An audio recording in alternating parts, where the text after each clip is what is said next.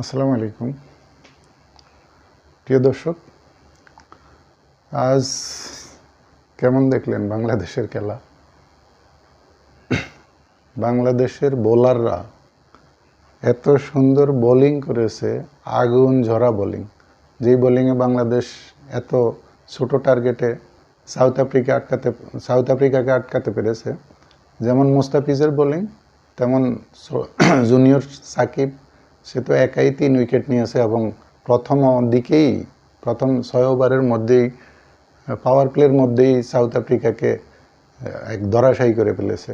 তেমনি তাসকিন যে ধরনের মারাত্মক বোলিং করেছে, সাউথ আফ্রিকাকে 113 রানে তারা অল আউট করতে সক্ষম হয়েছে। বাংলাদেশের বোলারদের বোলিং অতুলনীয় এবং বিশ্বমানের বোলিং করেছে, যেটা প্রশংসার দাবিদার, এবং আমরা সবাই তাদের উত্তরোত্তর উন্নতি এবং সমৃদ্ধি কামনা করি। বোলাররা এত ভালো বোলিং করে অল্প কিছু রানের মধ্যে ব্যাটসম্যানদের জন্য সুবিধা করে দিয়েছে। এই 114 রান টার্গেট, সেই রানই বাংলাদেশের ব্যাটসম্যানগুলো করতে পারে নাই। এটা অত্যন্ত দুঃখজনক, অত্যন্ত বেদনা এবং মর্মাহত। আমরা যারা খেলা দেখি এবং যারা দেখেন, ক্রিকেট প্রিয় যারা দেশবাসী, সারা বিশ্বে যারা ছড়িয়ে ছিটিয়ে আছেন বাংলাদেশের সমর্থক, সকলের মনে আজকে জিতা খেলা একেবারে, আমি বলবো যে গতকাল পাকিস্তান গিয়েছে যে পথে, আজ বাংলাদেশও সে পথেই গিয়েছে।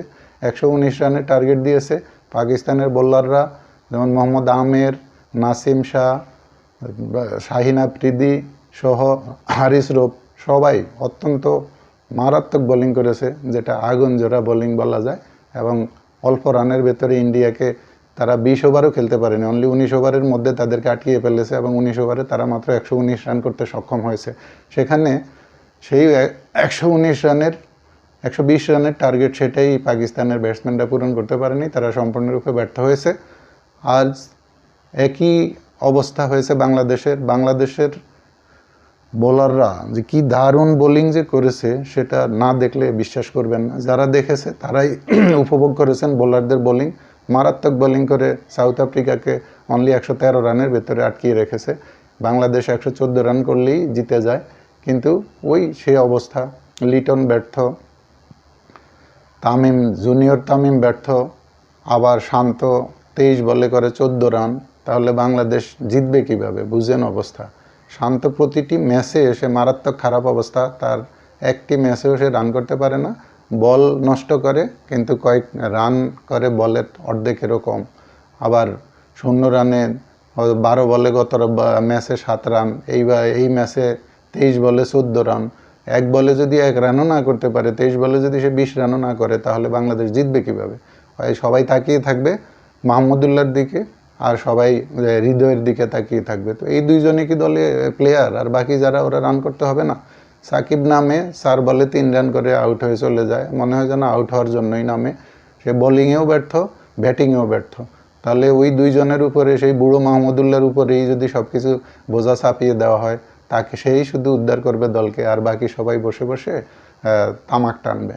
এইভাবে যদি হয়, বাংলাদেশের আজকের জয়টা একেবারে সাধারণ জয় ছিল এবং জিতার মতো পজিশনে ছিল, অথচ ব্যাটারদের ব্যর্থতার কারণে বাংলাদেশ আজ পরাজিত হয়েছে। তীরে গিয়েও তরি ডুবাতে হয়েছে। তবে সেই ক্ষেত্রে মাহমুদুল্লাহ চেষ্টা করেছে এবং তার শেষ ছক্কাটি যদি কাজে লাগতো এবং বাউন্ডারিতে ধরা না পড়লে আমরা জিতে গিয়েছিলাম, সেই কাজটিও, সেই ছক্কাটিও মাহমুদুল্লাহর ব্যাট থেকেই এসেছে। তো দুর্ভাগ্য, মাহমুদুল্লাহ দলকে জিতাতে পারেনি। তবুও আমরা তাকে সাধুবাদ জানাই, হৃদয়কে সাধুবাদ জানাই, তারা যে ধারাবাহিকভাবে ভালো খেলে যাচ্ছে। বাকি যারা প্রতিদিন ব্যর্থ হচ্ছে, শান্ত কীভাবে দলের অধিনায়ক থাকে, সে 11 জনের মধ্যে থাকারই কোনো যোগ্যতা রাখে না, তাকে দলের অধিনায়কত্ব থেকে বহিষ্কার করে এই মুহূর্ত থেকে, পরবর্তী ম্যাচ থেকে মাহমুদুল্লাহ রিয়াদকে দলের অধিনায়কত্ব দেওয়া হোক এবং শান্তর জায়গায় অন্য একজন খেললে সেখানে দলের জন্য অনেক ভালো হবে। অন্য আরেকজন স্পিনার অলরাউন্ডার আছে, সে যদি খেলে সে ভালো করতে পারবে। মাহাদিকে দিলে সে শান্তর চেয়ে অনেক বেশি রান করতে পারবে, বোলিংয়েও সে তার অবদান রাখতে পারবে। তো সুতরাং বাংলাদেশের আজকের পরাজয়ে খুবই কষ্ট পেয়েছি এবং আমি মনে করি সকল সমর্থকই কষ্ট পেয়েছে। বোলাররা এত ভালো করার পরেও ব্যাটসম্যানরা সম্পূর্ণরূপে ব্যর্থ, 2-3 জন বাদে। তো আশা করি যে পরবর্তী ম্যাচগুলো বাংলাদেশ ভালো করবে এবং পরবর্তী 2টি ম্যাচ বাংলাদেশ বেশ ভালোভাবেই জয়লাভ করবে। এই আশা ব্যক্ত রেখে চ্যানেলটি সাবস্ক্রাইব করার আহ্বান রেখে সবাইকে সালাম জানিয়ে বিদায় নিচ্ছি। আসসালামু আলাইকুম।